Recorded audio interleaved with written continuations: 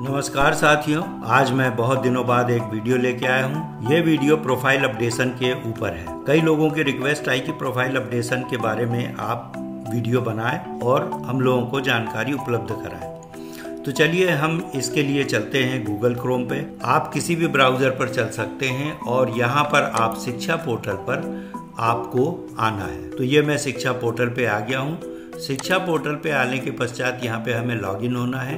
तो लॉगिन होने के लिए आप यहाँ पर अपनी PS ID या सरकारी कर्मचारी हैं तो यूनिक ID, या आप सरकारी नहीं है और आपकी PS ID पे ऑप्शन उपलब्ध नहीं है तो आप ऑपरेटर ID से यहाँ पर लॉगिन हो सकते हैं। मैं यहाँ पर ऑपरेटर ID से लॉगिन हो रहा हूँ।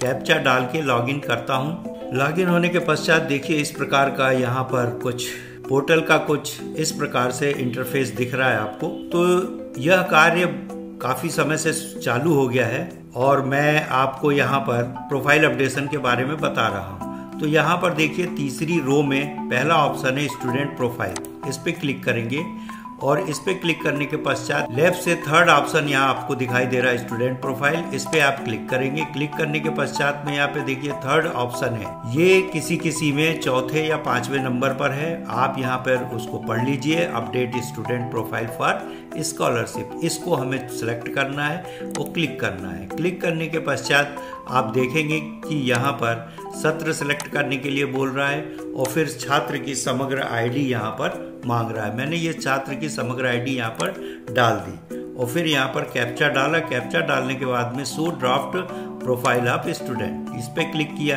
क्लिक करने के पश्चात आप देखेंगे कि यहाँ पर स्कूल का नाम आ गया और डाइस कोड आ गया। फिर इसके बाद में edit profile details of student, इस पे क्लिक करेंगे। ये क्लिक करने के पश्चात आप देखेंगे कि एक यहाँ पर और पॉपअप आया है और इस पॉपअप में आपको लिखा हुआ है कि अनुसूचित जाति जनजाति विकास विभाग की कक्षा 9वीं की केंद्र परिवर्तित छात्रवृत्ति योजना के लिए विद्यार्थी MP-TAS पोर्टल पर आवेदन करें। यह छात्र जो है ST का है, तो इसलिए यह छात्र जो है MP-TAS पोर्टल पर जाके आवेदन करेगा। परंतु यहाँ पर हमें सभी कैटेगरी के बच्चों का प्रोफाइल अपडेट करना है, उसको स्कॉलरशिप स्वीकृत हो अथवा न हो। तो यहाँ पे स्कॉलरशिप केवल 2 कैटेगरी के छात्रों की ही स्वीकृत नहीं होगी, एक SC और दूसरा ST। उसका कारण है कि उसे MP-TAS पोर्टल पर जाकर आवेदन करना हो। यहाँ पर देखिए 9 अंकों की स्टूडेंट ID दी है, परिवार ID दी है, उसका नाम दिया है, जन्म तिथि दी है, फिर इसका लिंक दिया हुआ है, फिर इसके बाद बसाहट का नाम दिया है। तो बसाहट का नाम आप यहाँ पर सिलेक्ट कर लीजिए और फिर उसके बाद विद्यार्थी अनाथ है नहीं। इसके पश्चात हम स्क्रॉल करेंगे।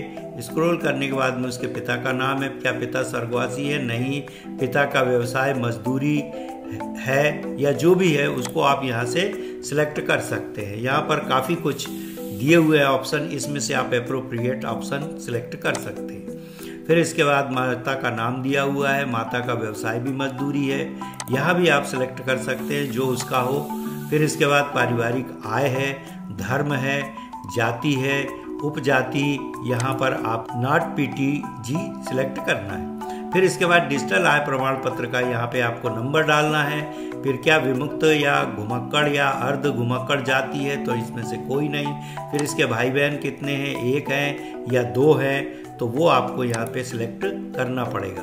फिर पिता जो है या पालक आयकर दाता है या 10 एकड़ से अधिक भूमि है तो यहाँ पे आपको हाँ या नहीं सिलेक्ट करना है। चूँकि यह गरीब है तो इसके पास में ज़मीन नहीं है तो यहाँ पर नहीं आया है। क्या परिवार से केवल 2 ही छात्रों को स्कॉलरशिप मिल रही है तो हाँ, यहाँ पे आपको लिखना पड़ेगा। फिर इसके बाद BPL कार्ड धारक है, ये बाय डिफ़ॉल्ट आएगा। ये अपने माता पिता के साथ रहता है तो ये सिलेक्ट है पहले से ही। फिर इसके मोबाइल नंबर भी डाला हुआ है। मेल ID यदि हो तो आप डाल सकते हैं। कक्षा 10वीं में अध्ययनरत है।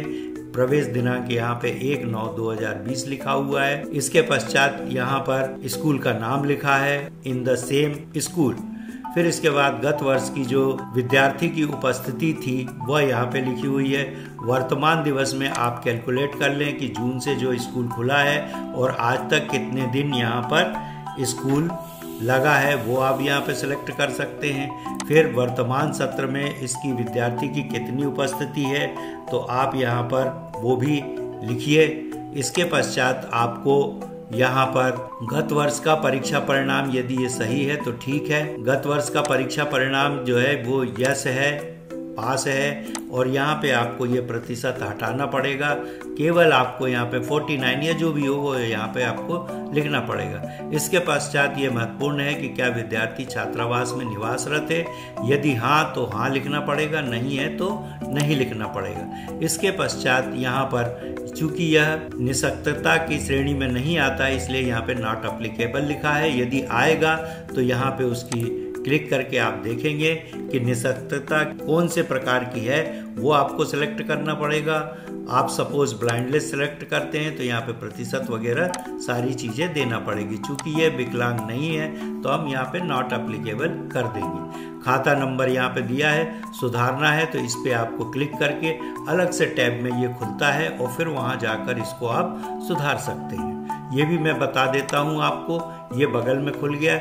इसके पश्चात आप यहाँ पर जो भी खाता सही है वो यहाँ डालकर और अपडेट कर सकते हैं। चूंकि ये खाता सही है तो हम इसको ऐसे ही रहने देंगे। मैं पिछले टैब में आता हूँ। फिर इसके पश्चात आपको यहाँ पे कैप्चा डालना है। कैप्चा डालने के बाद आपको सबमिट करना है, ड्राफ्ट सेव नहीं करना है। सबमिट करेंगे तो ही आपका यह आवेदन स्वीकार्य होगा।